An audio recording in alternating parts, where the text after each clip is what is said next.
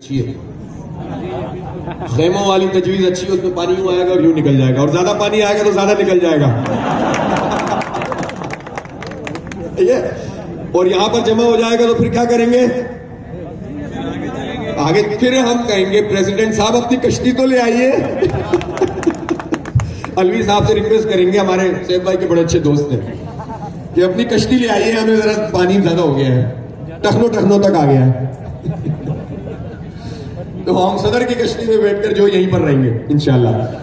तो धरना बारिश में भी जारी रखना है कि नहीं रखना है?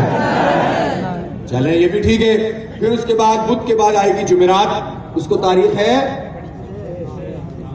7 तारीख को इंशाल्लाह अमीर जमात इस्लामी पाकिस्तान सिराजुल हक साहब यहां पर तशरीफ लाएंगे।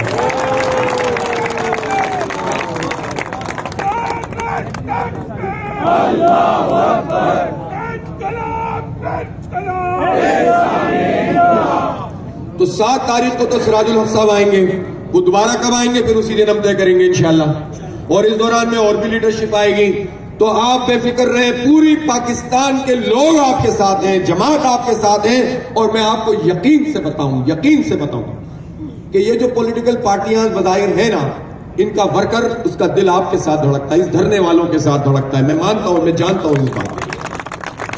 पीटीआई का वर्कर चाहता है कि इस तरह से कोई काम हो, इनकी पार्टी नहीं करती।